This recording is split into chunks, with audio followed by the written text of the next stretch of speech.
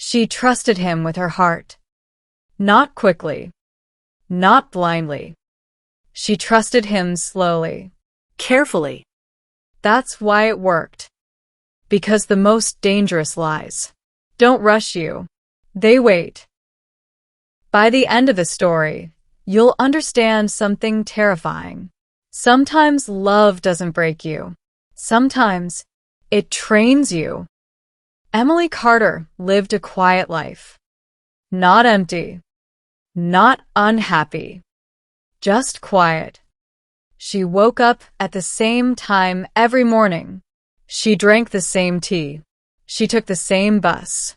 At work, she shelved books that smelled like dust and time. She liked that. Books didn't lie. They didn't suddenly change. They didn't wake up one day and decide to hurt you. People did. Emily knew that. She'd learned it early. So she built a life that felt safe. But safety has a cost. At night, when the lights were off and the city went quiet, a thought always came back. What if this is it? That question doesn't scream. It whispers. And whispers are harder to ignore. Daniel stood in front of her at the checkout desk. He was holding a book about grief. Not self-help. Not motivation. Grief. He smiled politely and said, "Do people really return books like this?" Emily looked up and smiled back. "I hope so," she said. That was it. No fireworks. No music. Just a moment that felt normal. And sometimes normal is what people are starving for. Daniel noticed everything. That was his gift. He noticed the way Emily paused before speaking. The way she listened longer than she talked. The way her smile faded a second too early. He'd seen it before. Women like Emily didn't want excitement. They wanted relief. And relief is easy to sell. From Daniel's point of view, this wasn't romance. It was timing. He didn't lie about who he was. He just didn't tell all of it. And people filled in the rest themselves. They always did. Their relationship didn't rush. Daniel made sure of that. Rushing creates suspicion. Patience creates trust. They talked about childhood. About fears. About the people who left. Daniel shared just enough pain to seem real. Emily shared everything. And Daniel remembered it all. Because memory is leverage. Daniel learned early that people wanted to be needed. As a child, he watched adults fall apart quietly. No screaming. No drama. Just slow neglect. He learned something important.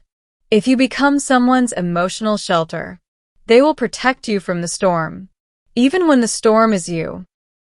By the time Daniel was older, he understood the pattern. Find kindness. Mirror it. Let them attach. Then disappear behind their trust. One night, Emily noticed Daniel turn his phone face down. Too fast. She didn't say anything. Daniel saw it. And in that moment he knew she was close enough now. Close enough to help.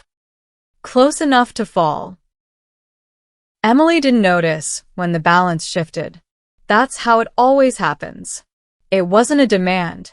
It wasn't even a request. Daniel said it casually, like it didn't matter. "Hey, can I leave this bag at your place tonight?" Emily looked at the bag. Plain. Dark. Heavy. "Of course," she said. Because love doesn't ask why. When it trusts who? Daniel smiled. Not relieved, but satisfied. Daniel had rules. Rule 1. Never rush trust. Rule 2. Never appear desperate. Rule 3. Let them offer help. People don't question what they volunteer. Emily volunteered everything. From Daniel's point of view, she was perfect. Not weak, but predictable. There's a difference. She believed love meant loyalty. Daniel believed loyalty meant protection. And protection was exactly what he needed. Before Emily, there was another woman. Her name doesn't matter. What matters is what Daniel learned.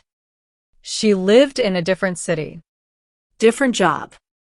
Same kindness. Daniel didn't plan what happened, but when the argument started, he didn't stop it either. Words turned sharp. Voices rose. Then a shove.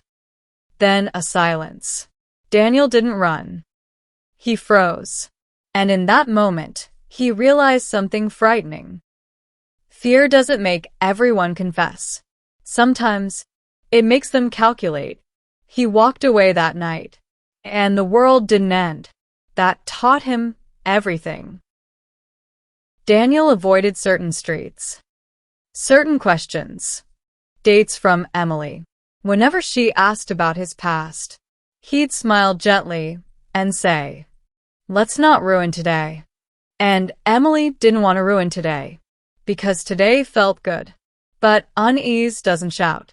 It waits. Late at night, Emily would replay conversations. Tiny pauses. Careful wording. She told herself she was imagining things. Love teaches you to doubt yourself first. "Can you drive me somewhere?" Daniel asked. "It's late," Emily said. "I know. I just don't want to go alone." Then she said yes. Of course she would. They drove in silence. The city faded. Streetlights thinned. Daniel pointed. Here. An empty lot. Mud. Darkness. He got out. Emily stayed in the car. Her hands gripped the wheel. She didn't know why her chest felt tight. Daniel came back without the bag. "Thank you," he said, and kissed her forehead. Something in Emily changed. She didn't know what yet, but she felt it. He saw the shift. The questions behind her eyes. This was the dangerous part. Too much fear and people run. Too little and they ask questions later. So Daniel did what he always did. He became softer. Kinder. More open. He said, "I don't deserve you." That sentence works almost every time, because people don't want to believe. They're loving the wrong person. That detail matters. She was cleaning, looking for a charger. Then she saw a bag. The zipper was half open. Inside, a phone. Not Daniel's. Cracked screen. Still warm.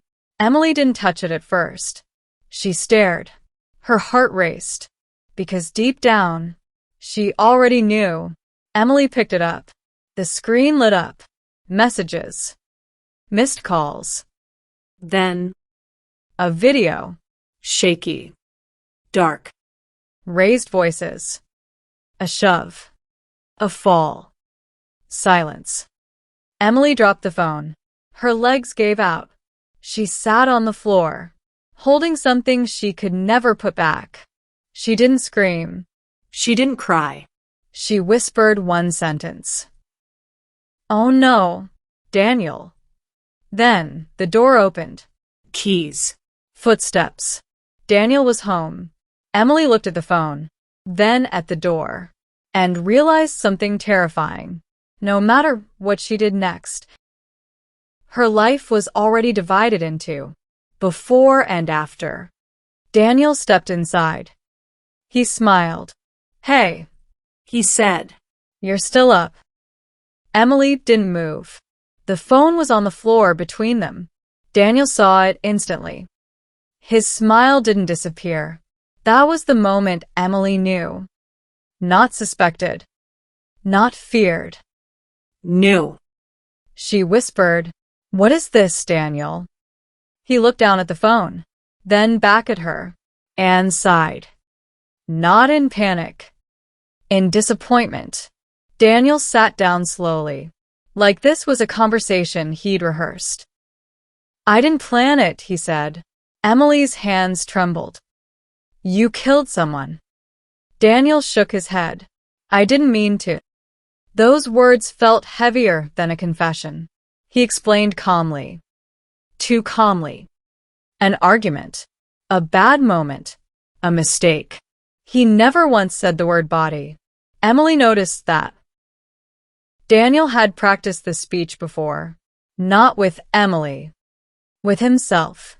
He remembered the first time it happened. The panic. The shaking. The moment he waited for sirens that never came. He learned something then. The world doesn't rush to punish you. It waits. And if you stay quiet long enough, it sometimes forgets. Emily listened. Every sentence pulled her deeper. Daniel wasn't begging. He was explaining. And explanations are dangerous, because they sound like logic. Daniel leaned forward. His voice softened. I trusted you, he said. Those words landed hard. You were the first person I felt safe with, he continued. I told you because I love you. Emily felt dizzy. Love shouldn't feel like this. But Daniel kept going. If you tell anyone, he paused, looking at her. You're part of this now. Emily looked up. What? You drove me, he said gently. You held the bag. Her stomach dropped. Daniel wasn't threatening her. He was including her. And inclusion is harder to fight than fear. Emily didn't answer right away. Silence filled the room. Daniel waited. He always did. Finally, she said something small. Something that changed everything. What do you want me to do? Daniel exhaled. Relief. Not surprise.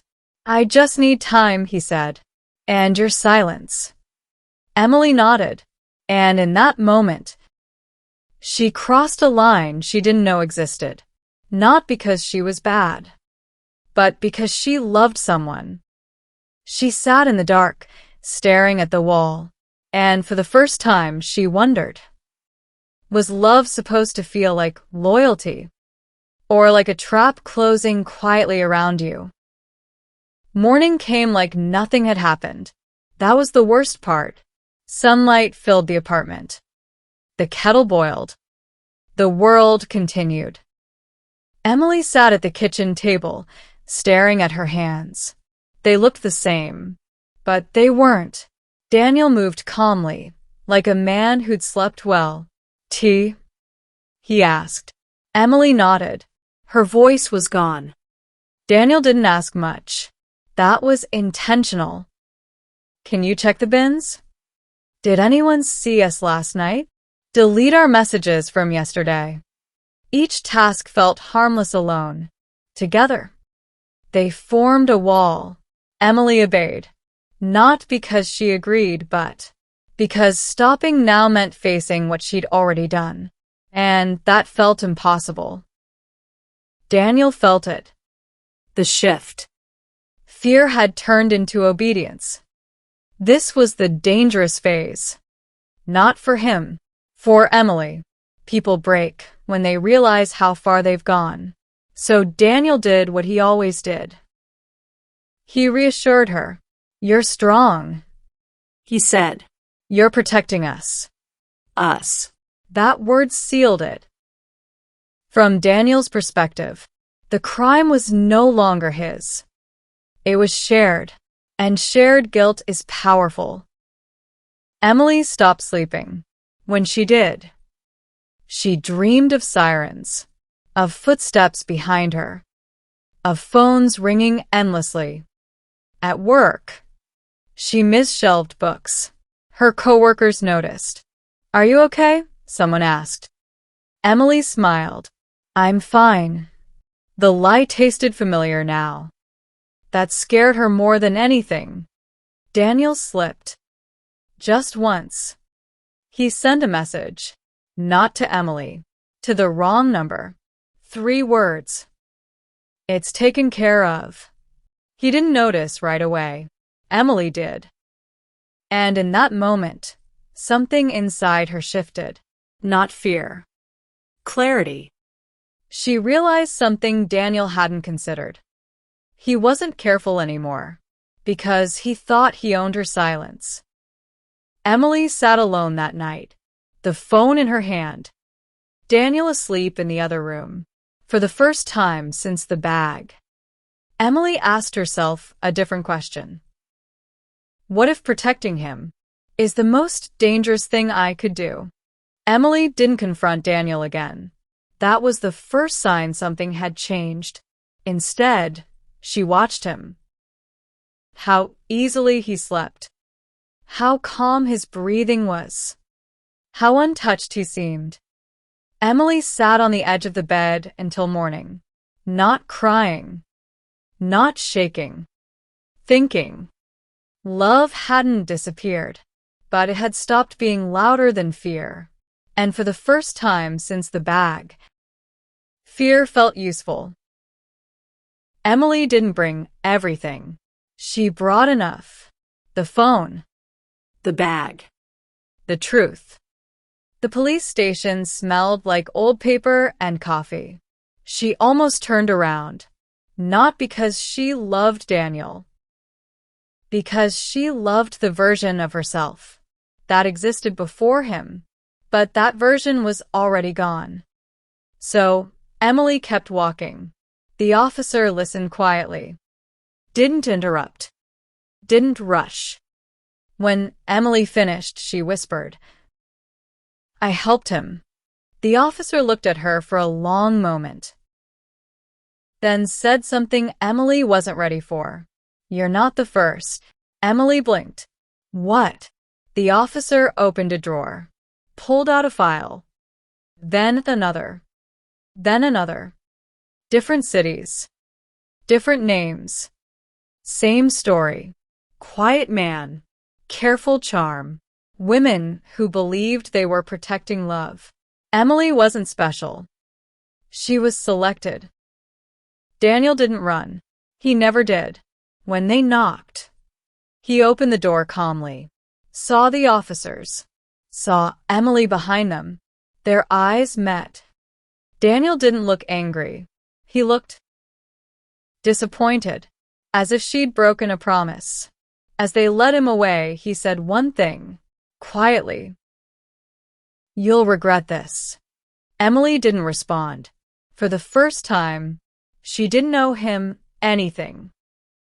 Weeks passed, then months. Emily moved, changed her number, started over in small ways. Some nights, she slept peacefully.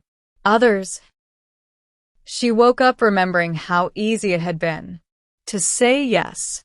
Healing didn't arrive all at once. It came in pieces, like trust would someday.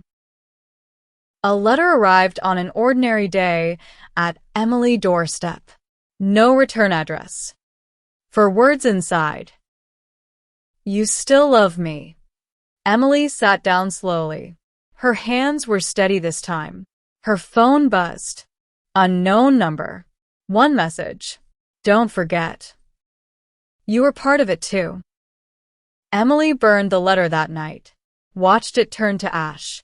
But fire doesn't erase memory. It only changes its shape. She stood by the window and realized something painful and freeing. Daniel didn't own her past, but he would always be part of her story. Not because she loved him, but because love taught her how close darkness can feel to safety. So tell me, did Emily truly escape? Or did Daniel leave something behind that will follow her forever? Comment escaped Or haunted. And if this story stayed with you, you're not alone. Like and subscribe.